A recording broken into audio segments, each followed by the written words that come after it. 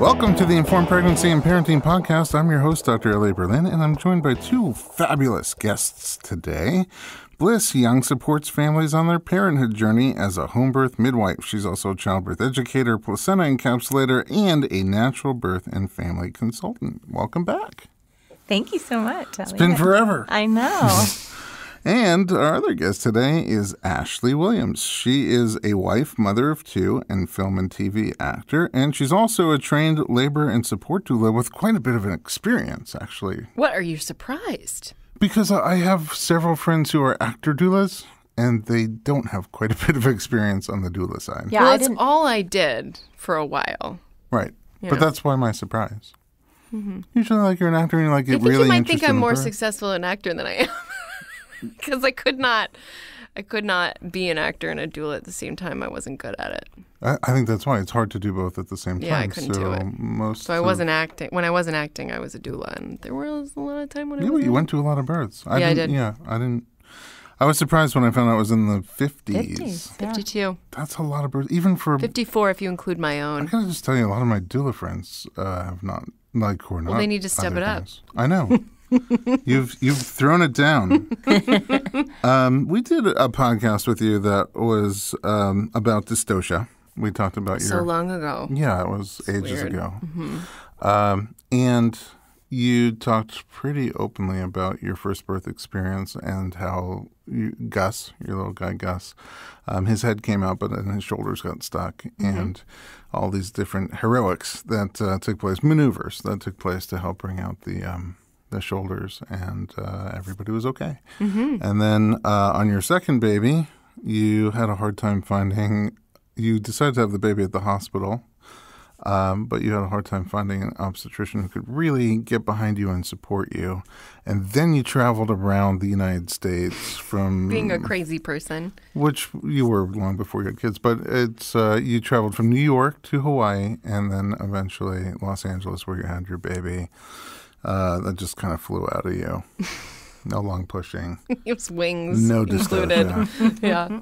Did your room have a window? I don't remember. Mm-hmm. Okay. So. It happened so fast. I was only in the room for like 35 minutes. Yeah. But in between those two births, you had another pregnancy. Mm-hmm. I did, yeah. And that pregnancy, how far into the pregnancy? I was 8 weeks when I had the miscarriage, and it's funny, at the time of the miscarriage, I felt like 8 weeks was so long into the pregnancy because I'd found out I was pregnant when I was around 4 weeks. And were you trying to get pregnant? Yes. So is that why you found out early? Yeah, I was hoping, that you were pregnant. That I was pregnant. How old was your son at that point? So this was July, so Gus was not 2. Okay. Mm-hmm. And you were ready? Yeah, big time. I was ready when Gus was like 6 months old. I just felt like I was in the zone, and I was like, let's pop him out. We've always wanted to have 2. Let's be efficient. Yeah, it's like both in diapers, but let's do them close together. And I felt like I had the energy for it. And I was really excited. And my husband was the one that was like, let's hold on 2 seconds here, So he didn't have that maternal instinct. Yeah, we had to do lots of sort of negotiating, and then he was like, all right, let's go for it. That's how it usually is with the guys. Really? Yeah, I mean, you have your way. Mm-hmm. Yeah. Want to make a baby? Want to make a baby? All right, let's just go for it. So then we were pregnant, and I was so happy. Right away? Mm-hmm. Oh, yeah, we got pregnant the first time we tried, the first month. And I was just so happy. And I felt terrible, but it was fun. You mean like first trimester? Yeah, I felt nauseated, and I was just not, it wasn't, I didn't feel good, but I had the most fun not feeling good because I was just so excited. Were you throwing up? No. But I was just like achy and crampy and, But anyway, And tired. I was really tired and thirsty, Early pregnancy symptoms. But it was all fun. And I downloaded like a pregnancy podcast. Not this one. I was already listening to this one. But a different one that was a week by week. Oh, yeah. And I was listening to, and I was, I didn't want to jinx it. So I was like really being strict about only listening to the week that I was on. I couldn't tell anybody that I was pregnant because I didn't want to jinx it. And I was worried about everything. And it's also super private. And, but I told my sister and I told a couple of really close friends. And there's just lots of like screaming and squeals. And it was just so freaking fun. It's a happy time. It was a really happy time. And just looking at Neil and going, oh, gosh, here we go. You were in New York then. We were in New York, yeah. Were you still working on your show? No. What was I doing? I was getting ready to shoot a Hallmark movie. Oh, my favorite. Yeah, I was producing a Hallmark movie. Really? Well, my mother loves them, but she doesn't know how to record them, so I have to record them. It's a whole thing. Also, my friend who once co-hosted this podcast, Brian Hertzliger. Oh, does he do them? Yeah, he does he did a Christmas movie for them. They're so good. And he's like the most Christmas-loving Jew there ever was. Yeah. They're super sappy, right? Christmas. They're like they're a genre though. It's like they're really yummy. They're really just delightful to watch, and people love them. Like what you would expect from a Hallmark movie. Exactly. Did someone just leave? No. Oh, okay. So, anyway, so I was producing my first Hallmark movie, and I was really excited about that, and I was working really hard on it. And we were pregnant, and I was like, how am I going to shoot this pregnant? We're going to work it out. We're going to, I'll wear big bags, and we were planning it was going to be a February baby, I think, or March, yeah. And we were just planning my life then, like, it's going to be winter, and we're going to be able to hole up with our new baby, and wait for the spring. You were thinking all the way through. Yeah, that's what you do. I think I was thinking about it 24 hours a day. Oh, wow. That's all I was thinking about, Did you tell Gus? We didn't tell Gus. I mean, he was little. He was little. And I was a little worried about telling him, So then, I was about 8 weeks, and we went up to my dad's house for the night. Just to hang out. I just went up with Gus. And then we woke up in the morning. Gus and I woke up in the morning and went for a walk really early, like 6 a.m. And I didn't feel good. It was like a different level of not feeling good. I felt really intense cramps. And, I think I was sort of trained with my doula stuff to, when you're feeling things intensely, it's like stuff is happening, And I was like, this baby is growing today. This is a big growing day for this baby. Like I can tell, something big, some big leap is happening today. And I remember sort of smiling through the pain. I was feeling really intense cramps, and I just felt like I was going to faint, and I felt dizzy, and I felt really, really intense cramps. And I remember just closing my eyes and smiling through them and going, yes, you're getting stronger today, kid,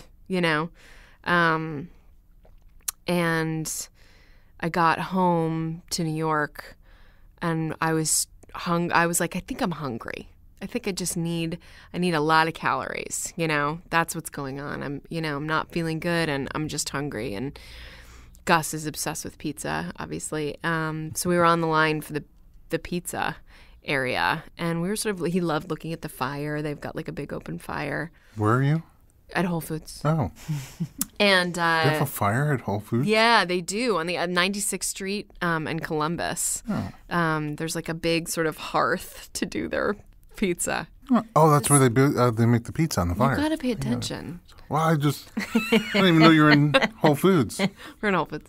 You said hungry. No, I'm hungry. We were transmitted to Whole Foods. Yes. So we were looking at the fire and talking, and I just felt something on my leg. I was wearing these shorts, and I just looked down at my leg sort of instinctively and brought my hand up, and I was covered in really dark blood. And Gus, he goes, "What's that?" And I just knew. And I said, that's an emergency.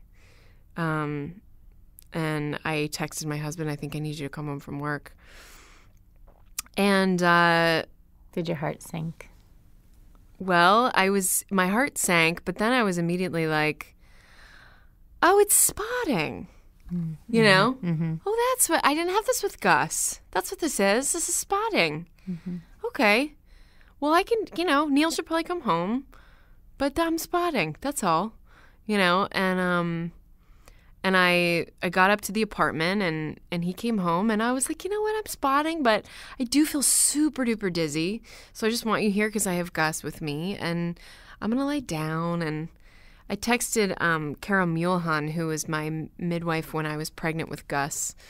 And I was in New York at the time for work. And I said, I think something's happening. I'm pregnant. Something's happening. And I think, I'm not really sure what to do. And she asked me a lot of questions. And it's a little fuzzy because now this was a while ago. But she asked me what color it was and if there was a lot. And, and I said, not really. And then I went to the bathroom. And there was just a lot of material. There was like a lot of material in the toilet. And that's like when my clots big clots. Mm-hmm. Now I'm hungry. And that's when my heart sank. Because I was like, yeah, this can't be good. Yeah. But it was a Friday, and so I couldn't get into anyone's offices to confirm it, but I just kind of knew. And it was super shitty. My heart's sinking for you right now. Yeah, it was shitty. I really wanted that baby.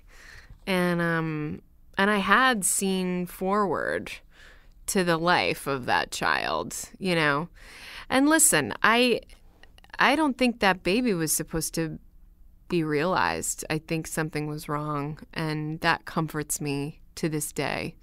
Because I want a happy, strong baby. I want a baby that can withstand me shooting a Hallmark movie in a tree for 4 weeks, which is what I ended up doing. And I want a baby that is born rambunctious and climbing on the, jungle gym. And I want an adventure, and I want, and I want to be scared if he hurts his head. And, that was a big thing for me, was like, we want the big, strong babies that, that can withstand life's hardships. And I feel like I now have that with my 2 kids. I'm not scared that they're not strong enough. And that was a big thing for me. It was like, this baby was too weak. And that helped. But that sort of weekend, things got very complicated. Because I have a network of girlfriends, and immediately I don't remember who the first person I talked to was, but she said, oh, I had 2 miscarriages, and we had never talked about it. Mm-hmm. And I said, why didn't you tell me? And she said, because you didn't know I was pregnant in the first place, all right. And I didn't, what kind of a bummer is it to call someone and go, well, I was pregnant, now I'm not. But, she's like, I just wanted to swallow it and just get pregnant again. It just was such a bummer to talk about. And when did you said it was Friday. It was a Friday night. So then I went in on Monday, and we just went to the emergency room. On Friday? No, on Monday. Were you still bleeding? I was still bleeding. And I wanted to confirm it. And so... Did you try calling your midwife friend? I did. And she said, I don't have an ultrasound machine on me. I can't, the details are a little fuzzy. But I ended up waiting the weekend. Okay. Was that a bad idea? Depending on how much bleeding. And I'm sure that she probably asked you those kinds of questions to make sure that, because it's the same as delivery. There's always a risk of hemorrhage. So you just want someone to be paying attention. And I think it was steady but light after that initial really intense bunch of material. Yeah, I mean, we call it products of conception a lot of time. And once it passes through the cervix and the cervix can close back down completely, then usually the bleeding stops. But if there's some material that's still there or is partially has passed, then that's when we can have a problem with bleeding. So, and how many days usually does the bleeding last? You know, it depends really on the person. varies. Yeah, and that's it, and it varies on how if it's a natural loss like you had, or if you're using medical technology to be able to manage it. And lots of people make lots of different choices. Sure. So yours sounds like it just is that passed. what they call a chemical pregnancy? What I had? Mm-hmm. Yeah, and blighted ovum. Blighted ovum. Basically the same. It's like such a honestly like beautiful. Those two words together are like really pretty to me. Is that messed up?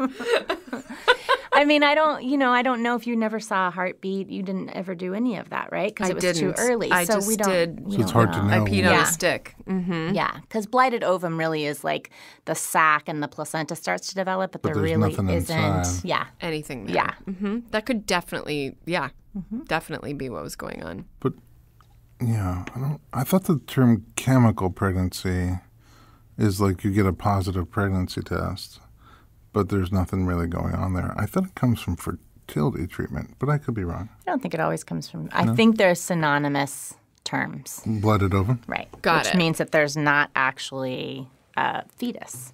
Or maybe there was. Yeah, we don't know in your case because you never saw You didn't do an it. ultrasound. Don't know if there was a heartbeat. Totally. Don't know if there was anything growing in there. Yeah. Did you do blood tests? You didn't do anything. I didn't do anything. I just peed on a stick.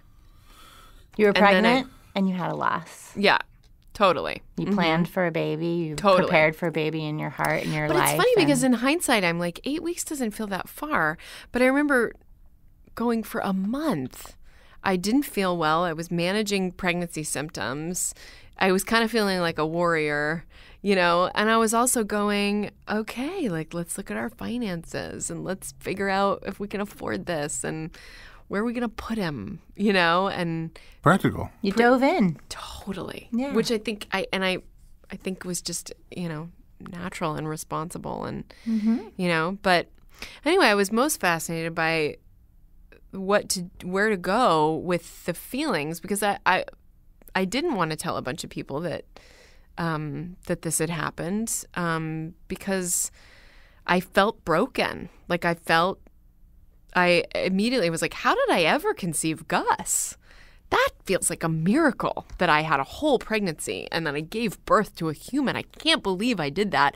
That's definitely never happening again because that's impossible considering my broken body that's incapable of reproducing. Like immediately went to that level of, my body is a failure. I couldn't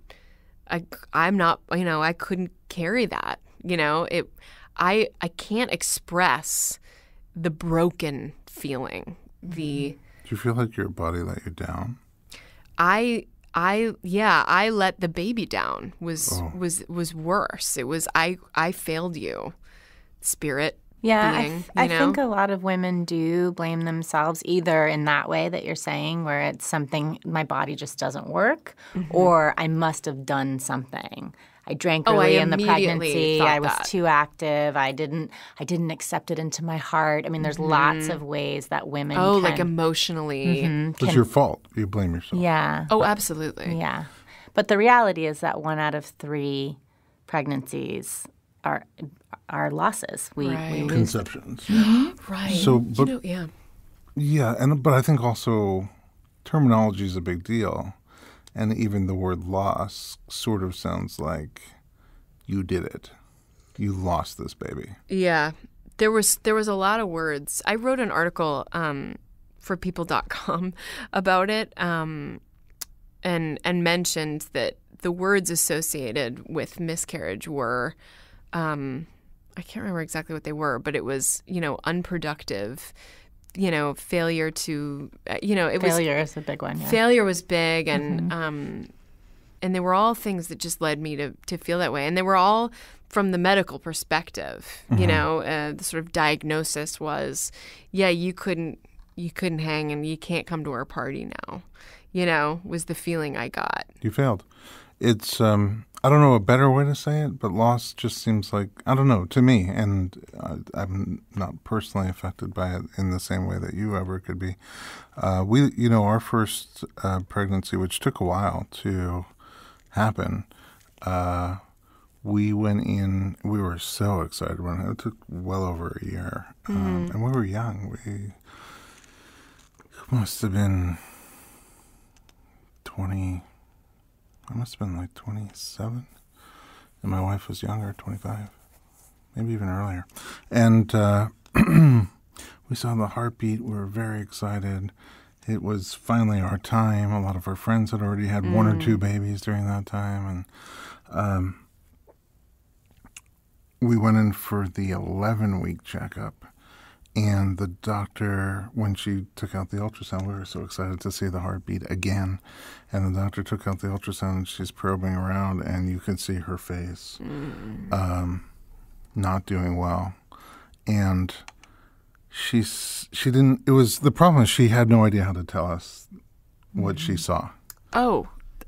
Shouldn't she be trained in that? She was on the newer side. Oh, that's disappointing. And I could see she was uncomfortable not knowing what to say. And I sort of can tell something was wrong. And so the way she said it was, she said, I have good news and I have bad news. And which do you want to hear first? I'm like, what does that mean? Like, our hearts were sinking, our stomachs were sinking. And I was like, just say it. What do you have? And she said, well, it looks like there's 2 babies. And I didn't know if that was the good news or the bad news. And then she goes, but it doesn't look like either one of them made it. And it just was all the blood rushed out of me. And I looked at my wife. I felt like mortified for her because I knew she felt like her body was like not doing what it needed to do. And we just asked her to leave. I was like, just go. We need some time. And it was so heavy. And of course, like you said, we didn't talk about it to anybody. And in our community, like if you're married 9 months and you don't have a baby, everybody's like, what's going on? You know? What's taking so long? So let's do this. Let's take a little break and come back. Because I think that my purpose in doing this podcast, and when I saw you shared your loss, your experience, I was really touched by it because I was like, why don't we talk about this more? It makes it so much harder to feel like, Blyss, you said 1 in 3 conceptions turns out that's so not much. Growing into a complete child. Isn't that amazing that we just don't? I thought it was 1 in 4. We that's just crazy. don't Even talk so, about it. 25%, 33%, it's a big number. You know, when you talk about millions of pregnancies every year, there's people all around you. And what you go on to find out is that pretty much everybody who has a bunch of kids had at least a miscarriage along the way. But you feel so heavy and so alone and so isolated, and I don't think it has to be that way. So when we come back, maybe we can talk a little bit about both sides of that coin. Like, what stops us from talking about it, and how can we all talk about it a little bit more so that nobody feels so alone and foreign and like, why me? And then also, how do you respond to that? Let's take a little break, and we'll be right back.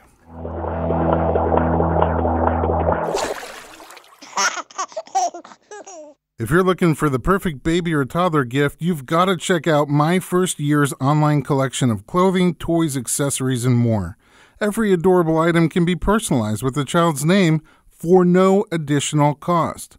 Get the perfect gift for any child in your life at My First Year's, your go-to source for events and occasions such as baby showers, birthdays, and holidays. There are so many great options to choose from, you're definitely going to find a special gift that any child will love and cherish throughout their life. Every child should have something from My First Year's in their wardrobe. Even the royal family, Prince George and Princess Charlotte, have My First Year's in their closet. And now, for a limited time, you save 10% off your first order using promo code BERLIN, BERLIN, when you check out. Visit them at myfirstyears.com. That's My First Years using the number 1st.com. My First Year's personalized gifts made with love, made simple. If you like our podcast, check out the Extraordinary Moms podcast, hosted by Jessica Dahlquist. It's a twice-weekly show that interviews different moms who share their motherhood journeys and the lessons they've learned along the way. She's interviewed everyone from Joy Cho of Oh Joy about business and motherhood, Kelsey Nixon of the Food Network about the loss of her son and then her surrogacy experience, Danielle Busby from TLC's show Outdaughtered about her quintuplets. She covers every topic from special needs to mom guilt to adoption. Jessica wants other moms to see themselves in these stories and realize they are not alone in their motherhood struggles. You can listen on iTunes or other podcast apps or visit her website, extraordinarymomspodcast.com.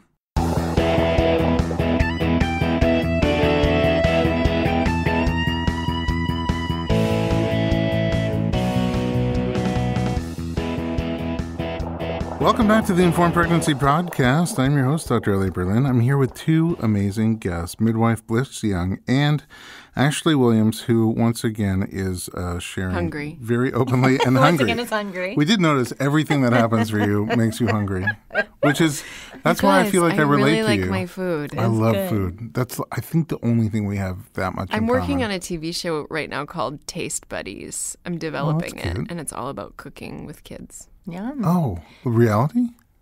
It's me and my friend. She's a reality. My friend Alicia Reiner, who's an actress, and we're starting a show called But it's not Buddies. scripted? It's No. like just cooking with kids. Mm-hmm. I had one called Little Sue.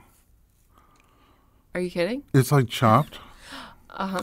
But like a all sous the chef. competitors Oh, Little Sue, that's cute. But all the competitors are these little like kids that are that's 12 and under. cute. And their sous chef is one of their parents who does all the knife work.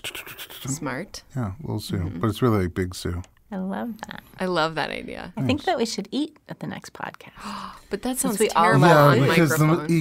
You amplify all the chewing I know, and the that's the slapping point. around. Nobody wants to listen to that while they're working out. I got 10 more calories to burn. This pizza is delicious right off the big fire at Whole Foods.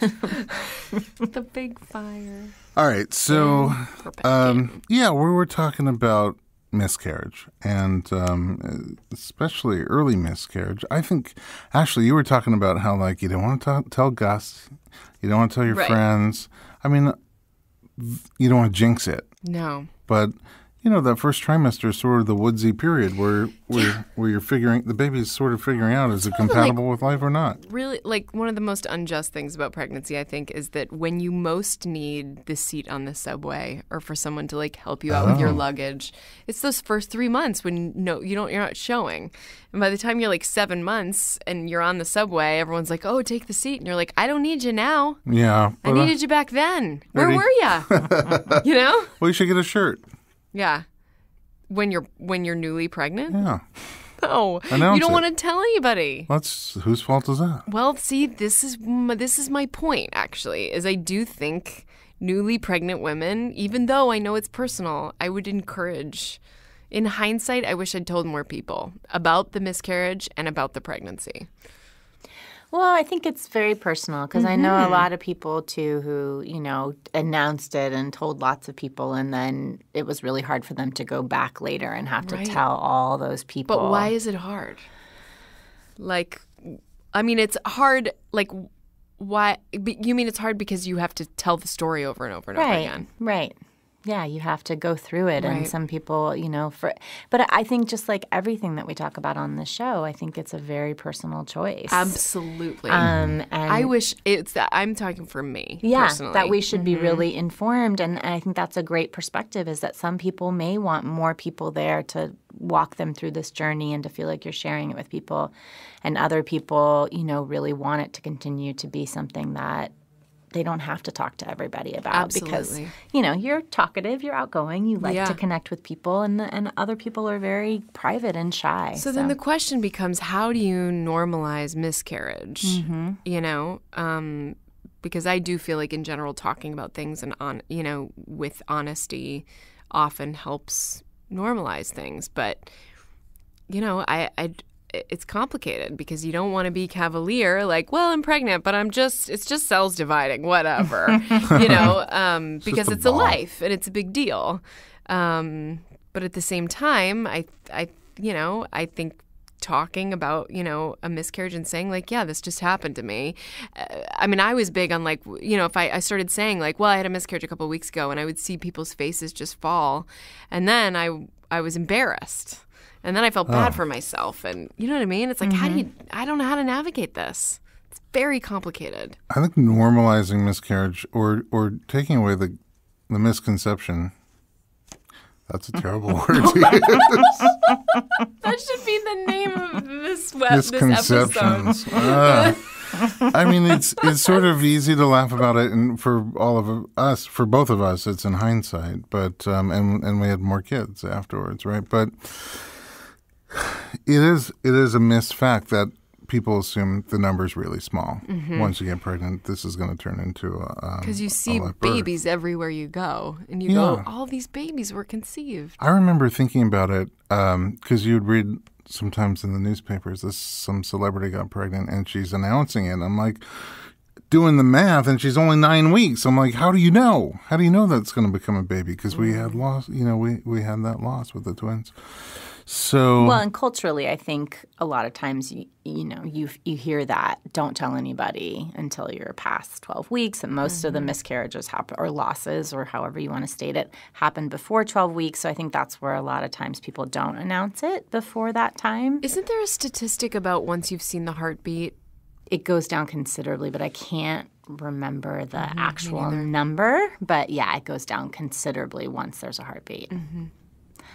The other thing that we didn't really talk about that you touched on just a little bit is that the majority of these losses are because there's something that has not developed properly within the baby, and it's like nature's way of eliminating these babies, and it knows that. So I think that sometimes for women that is a comforting thought to know.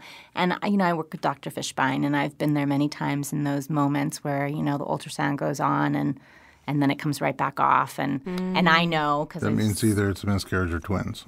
Yes, probably Right. true. Yes. But I can't remember. I lost my train of thought. Oh, sorry. You've been there many times. I have been there many times, and I've seen him navigate the conversation before. And he really impresses upon these women there was nothing that you could have done. I really want to tell you that before you go home, that this is not your fault. This happens. We not everything is a guarantee, and we just talked about the statistics. So I think that's one of those things that, if we're going to talk about normalizing this, is just to remind women that, this happens, it's part of the selection process, and that it is a normal part of it, and it's not that we have done something to cause it or that our bodies aren't working. I still think it was my fault. I think you can tell me till you're blue in the face that it wasn't my fault, but I have maybe theories. If you would have eaten more. Impossible. Yeah. I have theories about my body all the time going on, like, recently I've been more tired. I probably need more vitamin D. I just make up things all the time, and I'm sort of navigating my health every day, as everybody is. And, I recently had thyroid cancer, and I was on Synthroid, and I hadn't gotten my levels checked recently, and immediately I was like, oh, I caused this because I hadn't gotten my levels checked. And I immediately went in to go get a blood test to see what the levels were, and they were perfect. So I was like, well, it's not that. It must be, and I had a running list of theories about what I had done wrong. Right. But if you had gone into that pregnancy knowing two things, number one, miscarriage is very common in the first trimester. And, while the odds are in your favor this is going to make it through to the second trimester, there's a significant odd that it won't. And number two, that what your body is doing during that time is trying to see if this baby is compatible with life, if this is a healthy baby that's compatible with life or not. It's a selection process that takes place on many levels, even before the conception takes place, right? Even with the egg and the sperm. And then they have to meet and be compatible. It's just a part of the selection process that takes place most often. And if you knew both of those things going in, that it's in my mind, I almost think about it like this, right? If you have two kids who both ate poison, and one looks awful and is throwing up and sweating and seems green, and the other one looks fine, which one's healthier? It's the kid who's getting rid of that toxin, poison. The other kid's in trouble if he can't get that out of himself, right? So the healthy thing is for your body to take things that don't that aren't compatible and flush them out and try again next time. And that can be devastating on an emotional level because you were ready to have a baby and you wanted that baby and you can already taste that baby and start planning for that baby. But it shouldn't be devastating on a level of like, why me? Why am I the one in a million that this happens to? That's what's crazy is I felt so broken. And it's not. And then what's wrong with me? It's actually could have been what's right with you. Right? What if that baby makes it to 22 weeks and isn't compatible with life? Listen, I have said those words to friends of mine who have had miscarriages, and I believe that. But I'm just speaking very honestly, deep down, I still think it's my fault, and I still think something's wrong with me. Like, and I don't know what that's about, and it might be part of, me sort of having to figure out my problems as I navigate this planet. But I think you can know intellectually these things, but you don't know in your bones or in your uterus, deep down. I'm still like, what did you do? And I don't know what I did. I wasn't drinking a lot. I don't know what I did. But I did I still feel that way. But I would never say that to a friend because, my God, of course it's not her fault. She didn't do anything wrong. That's natural selection. And I can see it's just different when it's you. And I don't know why. When it's you? It's different when it's me. Yeah. I shouldn't speak for everybody. Right. But you also are in a culture where people don't talk about miscarriage. The assumption is that it doesn't happen very often, and the assumption is that you could have prevented it. Like it's always a bad thing. Like you weren't strong enough, healthy enough, didn't do enough to hold on to this healthy baby. And it's like a big black bummer when you talk about it. Everyone just goes, "Oh, I don't know if we know how to talk about it." Well, that's the next thing I want to talk about. But in your case in particular, you don't even know if there was a baby in there. But you feel guilty for not saving it. It's like it's hard, and you're not alone. I talk to women in our office all the time who are now pregnant with their next baby, their next pregnancy, and they are thriving towards the middle or end of the pregnancy, but they still are not going to rest until they're holding that kid, even at 39 weeks and 5 days. They still can't let go of the fact that they might lose it. I get that. I felt that way all through my pregnancy with Odie. I get it too. What do you say? Like, what did your friends say when you called them? They said, "Oh my God, that happened to me." Basically, everybody. Yeah. And that's part of that normalizing, right? Yeah. We do talk about it openly together.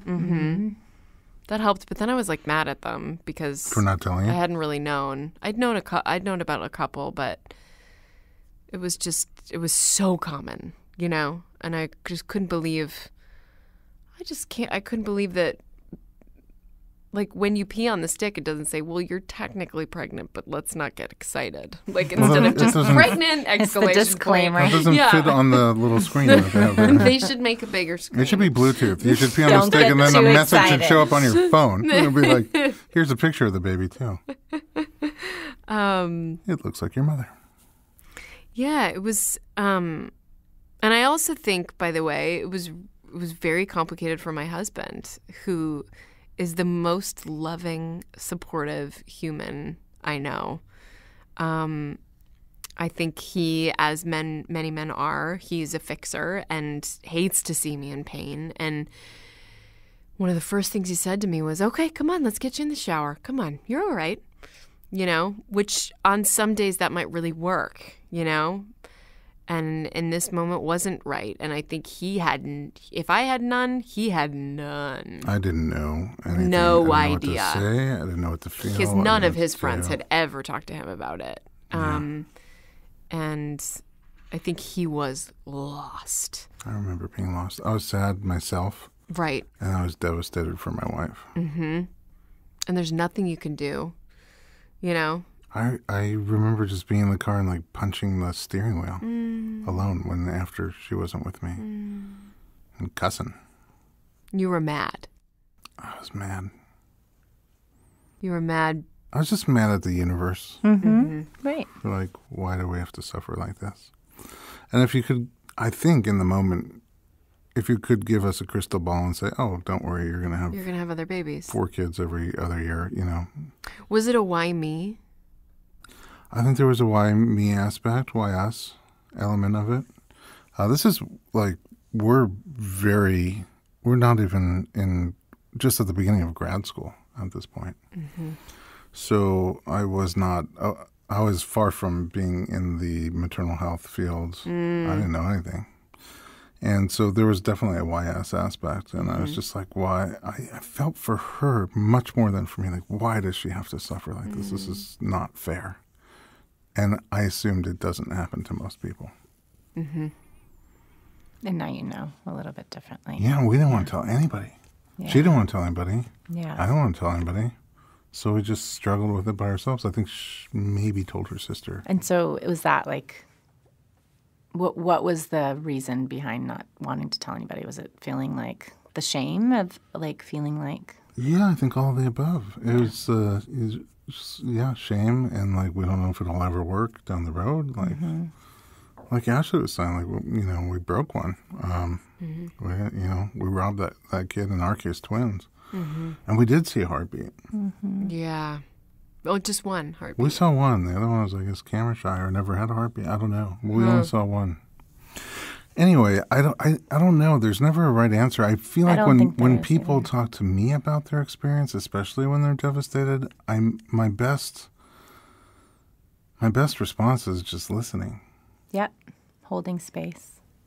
Holding space and just letting her or him. Sometimes it's the dads that have a hard time. Just letting them process out loud a little bit.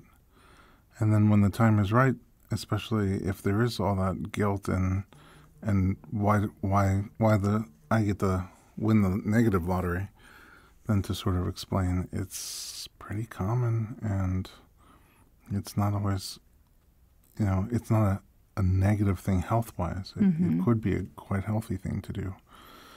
But it doesn't make it easier to, to handle, again, if you're very ready and attached. And I sort of feel like in the first trimester, it would be nice if we can say, I'm pregnant, and somebody takes that as, oh, okay, let's see what happens, The problem is we squeal and it's a party. Like, I just remember feeling like pregnancy was the party and I was no longer invited to the party.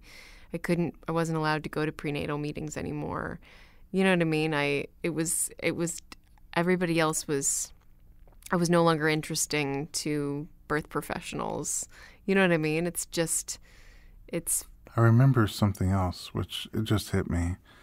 We were going to that 11 or 12-week checkup, and then we had already thought about how we're going to tell everybody, who we're going to call first and tell our family. We're just waiting for that last bit of confirmation. Oh, God.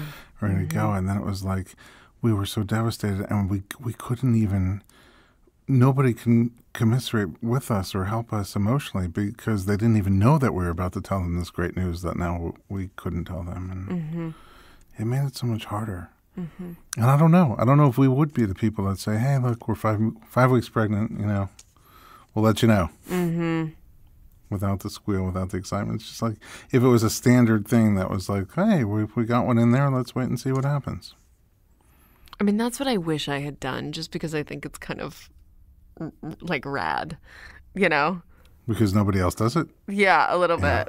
It would be so Ashley. Done, told early? Yeah, like told super early and been like, but not made it a party. Just been like, yeah, we're technically pregnant. Who knows? I don't want to drink. I feel nauseous, Mm-hmm. I feel like I'm going to put a little form on the website. Basic. Just basic. What to say? I don't know.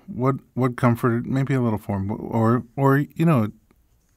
what comforted you if you experienced it, or what did people say that really didn't work? Oh, I've heard yeah, both. I've heard a lot of people say, well, you were only 8 weeks. That did not help. Or it's God's will, or Oh, interesting. And I think maybe for some people that, oh, don't worry, you'll have more. Like, it invalidates. That didn't help for me either. Right. It invalidates that this baby is not coming. This experience won't be completed. I'm feeling a loss in this moment. And like really, and I think, you know, what you said about just listening is really good because some women are relieved and some women are not. And so if you automatically assume what this woman is feeling or man, you can really trip up on something. So really being able to just, you know, be there and ask questions about what are they feeling is a really, really good thing. And the other thing I wanted to say is that, you know, in terms of like fertility issues, because, you know, then we talk about like, am I ever going to be able to get pregnant again? Is this something that I did? Is my body broken? They say after 3 miscarriages, although to think about having 3 in a row seems horrible, right?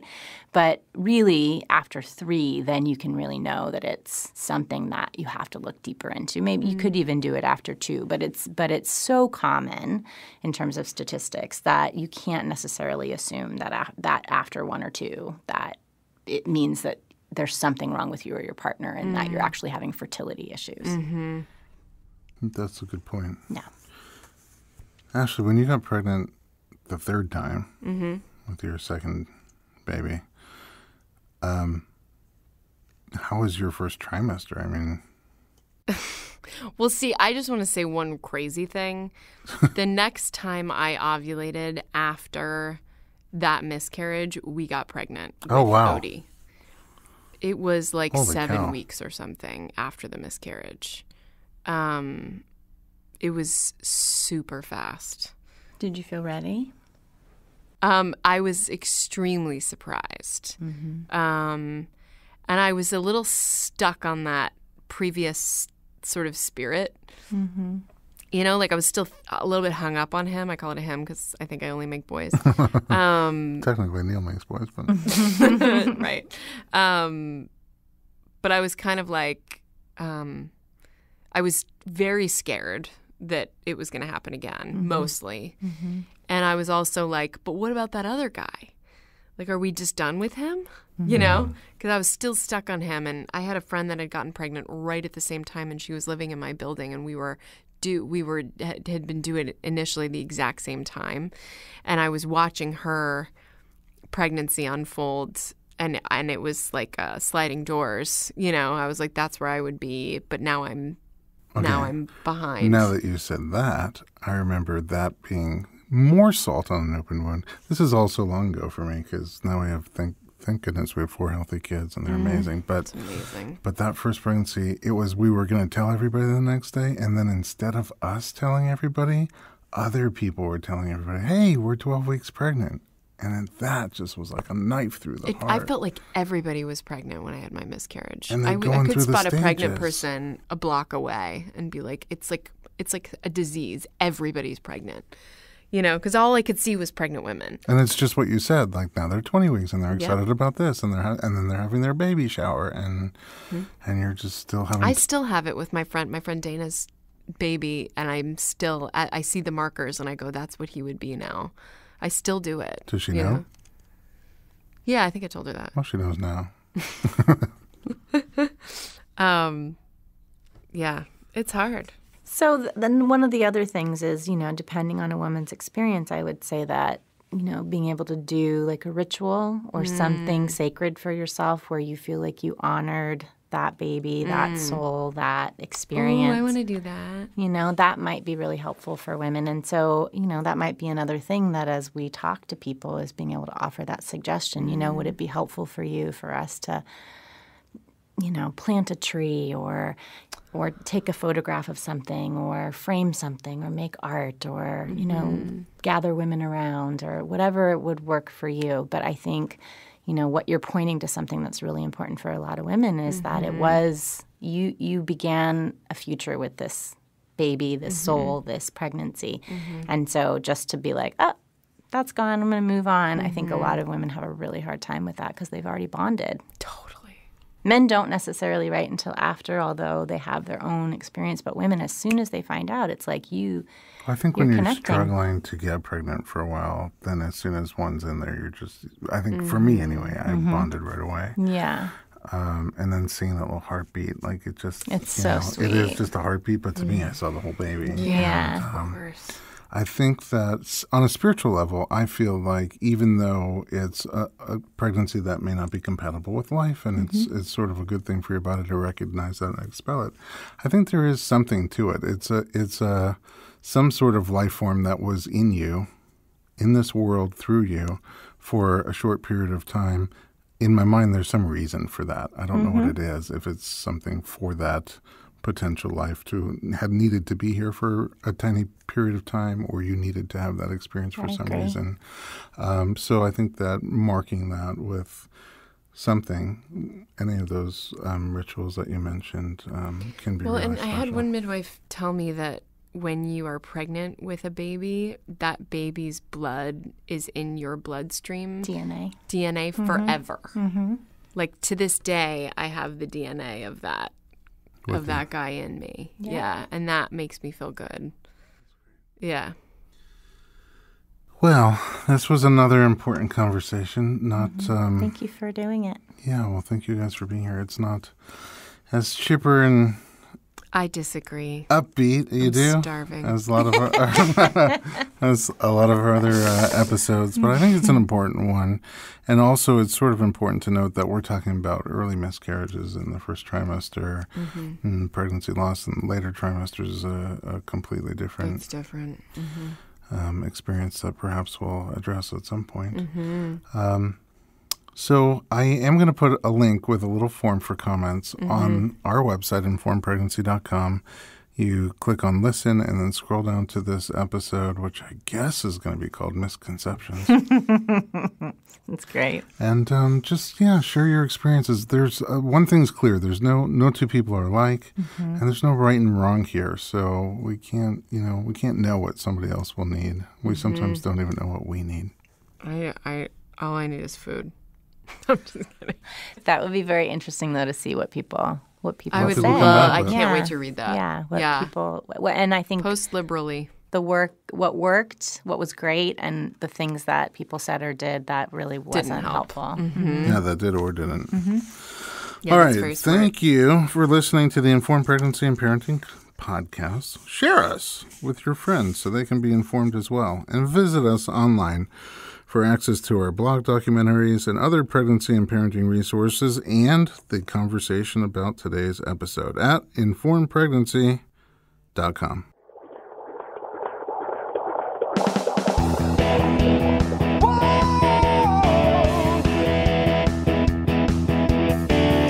Doctor, give me the news. I got a whole lot of questions for you. This kid's gonna test my will. I got a lot to learn, and my baby's due.